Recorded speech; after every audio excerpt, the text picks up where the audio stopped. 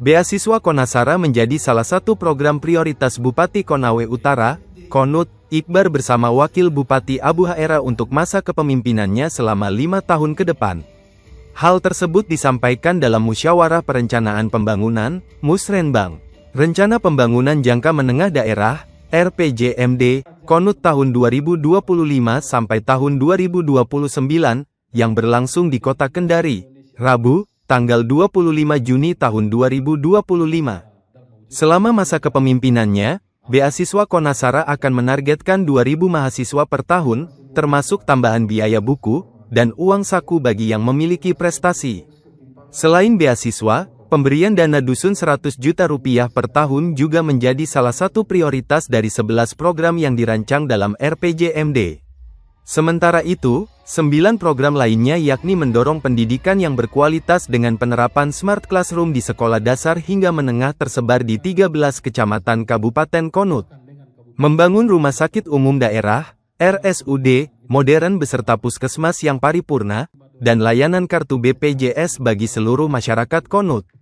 Penataan Wanggudu sebagai kawasan kota hijau dan modern di Konut, serta membangun jalan penghubung lintas kecamatan. Selanjutnya, meningkatkan daya saing daerah melalui pelayanan perizinan secara daring, ucap Iqbar. Selain itu, membangun teknopark pertanian, kawasan industri pengolahan sawit, dan pertambangan hilir. Transformasi digital pemerintah Kabupaten Konut hingga pemerintah desa melakukan pelayanan dengan berbasis elektronik terpadu. Dari 13 kecamatan, 6 diantaranya masih blank spot sehingga diharapkan proses digitalisasi di Kabupaten Konawe Utara segera tertangani, katanya. Kemudian, Pemkab Konawe juga menargetkan 10 desa inovasi, 5 desa wisata aktif dan berjejaring nasional. Lalu, membangun tanggul sungai serta kolam regulasi berbasis ekowisata, merevitalisasi rumah ibadah dan pusat budaya. Pada hasil penyelarasan RPJMD Konut tahun 2025 sampai tahun 2029 oleh Bapeda Sulawesi Tenggara, belum terlihat dukungan program daerah terhadap proyek strategis nasional, PSN. Iqbar menyebut hal tersebut bakal ditindaklanjuti sebab menurutnya, PSN ini menjadi salah satu nilai tambah bagi masyarakat Konut. Dia juga bilang, sumber daya alam khususnya sektor pertambangan tersebut berdampak pada penyediaan lapangan pekerjaan serta pertumbuhan ekonomi daerah. Ini menjadi salah satu program prioritas yang harus kita tunaikan, artinya 47% tambang nikel di Indonesia itu ada di Konawe Utara, jelasnya.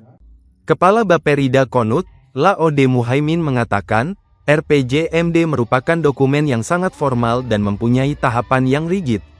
Setelah musrenbang ini terlaksana, RPJMD Konut tahun 2025 sampai tahun 2029 bakal melewati 2 tahapan lagi.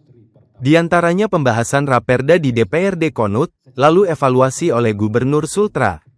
Kami rencanakan pembahasan Raperda 2 minggu dari sekarang, kita masih ada waktu 1,5 bulan, ujarnya.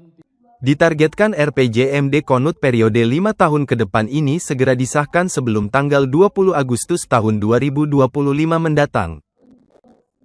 Hari ini adalah kegiatan musrenbang dalam rangka menyusun RPJMD, rencana jangka menengah daerah, yang menjadi janji politik kami selama 5 tahun ke depan. Itu kita akan tuangkan bentuk RPJMD dan itu kita akan implementasikan dalam jangka masa jabatan kita menjabat selaku Bupati dan Wakil Bupati Kabupaten Konawe Utara. Pak, tadi dibahas oleh Bapeda Sultra, ternyata ada beberapa poin yang harus ditambahkan seperti bagaimana nanti pemerintah daerah dalam mendukung PSN, Pak, itu seperti apa Pak dalam RPJMD ke depan? Ya, kita di Konawe Utara ini kan kita tahu bersama berdasarkan dengan daerah kita yang alhamdulillah sudah diberikan kepada Allah Subhanahu wa Ta'ala yang dengan sumber daya alamnya sangat melimpah, sehingga di tahun ini alhamdulillah PSN kita ini kan ada 4, baik dari NIS, dari Astra maupun Sinjer dengan Huayu yang punya yang sudah terbit kurang lebih sekitar di tahun 2022 itu PT NIS, di tahun 2024 itu yaitu 3 perusahaan yang sudah terbit PSN Proyek Strategis Nasional.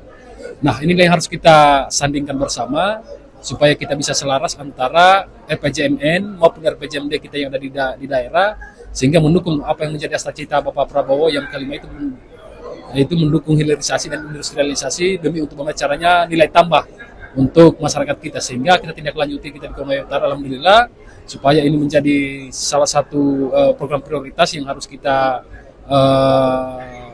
tunaikan, dan ini menjadi cita-cita luhur juga bagi masyarakat kita di Kabupaten Konawe Utara. Artinya 47% nilai tambang nikel yang ada di Indonesia itu adanya di Kabupaten Konawe Utara, sehingga dengan sumber daya alam di bidang pertambangan ini berdampak langsung terhadap masyarakat, baik terkait masalah tenaga kerja maupun dampak dari pertumbuhan ekonomi yang ada.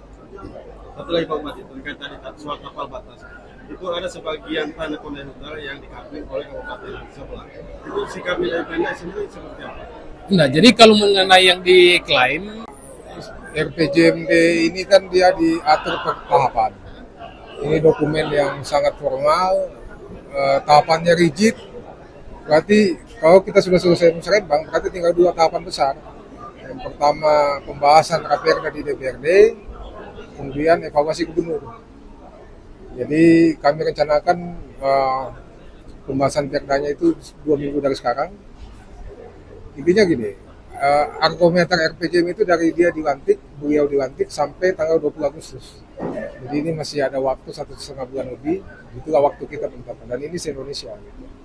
Berarti Pak, targetnya sebelum 20 Agustus itu sudah rampung ya Pak? Iya, selama-tamatnya 6 bulan. Kan? Itu targetnya.